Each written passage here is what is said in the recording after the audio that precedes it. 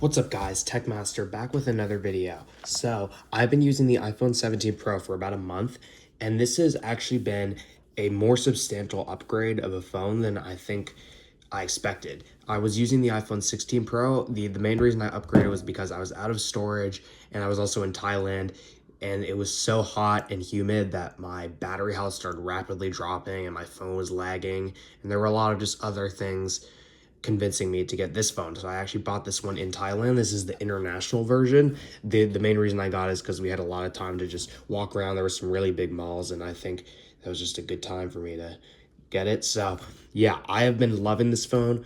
The three things that I think may have are been better than I expected. One is battery life. I've just been in Scandinavia and I've been traveling around a lot like crazy, but I've been getting like about 4 or 5 hours of screen on time using like half my battery, which is so good. Not only that, but because this is the smaller Pro and this is the SIM tray version, so this has a smaller battery than the eSIM one. So that is insane. My 16 Pro wasn't actually a substantial upgrade from the 15 that I had before.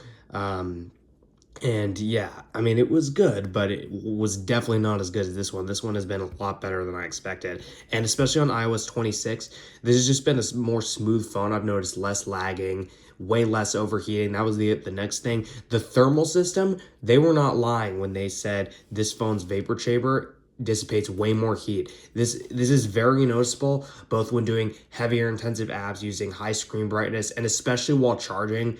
In Thailand, I charged my 16 Pro with a power bank. It got so unbearably hot, it stopped charging nearly 90% of the time.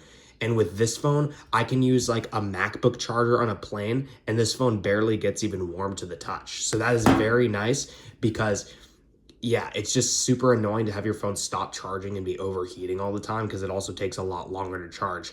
And next thing is the charging speed. The charging on this phone is actually quite a bit better than I expected. And so this phone's max charging is 40 watts, but you can use, an old MacBook charger and it'll only output about the wattage that it needs, so 40 watts in this case. But yeah, the charging has actually been excellent because, especially topping off at 100%, like if you have a big event to go to and you need to be out later and you want to charge your phone from 50 to 100%, even on the regular 20-watt chargers, it's way easier to get to 100%. And because of the cooling, it doesn't stall at like 90 whatever percent. Like it just quickly tapers off to 100. I believe I went from about 60 to 100 in about 15 minutes with the regular 20-watt chargers. But that is a huge difference because all these other phones I've had, yes, they charge quickly, but when they start to get hot, the charging kind of slows down, especially towards the end. But this one, because the vapor chamber is so much better at dissipating heat, it definitely ends up cooling the phone a lot more. And yeah, that's super nice. So yeah, this is very nice.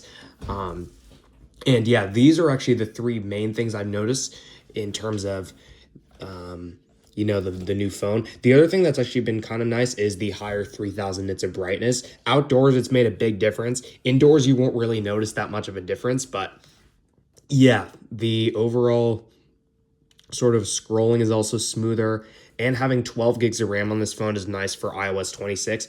And that's sort of the thing I was going to talk about, which is that even though this is only a 1-year upgrade, Apple definitely optimized this phone for iOS 26. It's been such a smooth experience, especially on these newer versions, and having more RAM will help in the future. Obviously, iOS 27 is predicted to be a little bit smoother, but yeah, I think overall having like a really high-end RAM and Pro chip with really advanced cooling is going to help it on future versions of iOS that may be a little bit more buggy. Sorry, I don't have the best camera angle, guys. I'm trying to save up for another like professional camera here. I'm in Sonoma, California right now, doing some cool filming and stuff and just hanging here for a few days.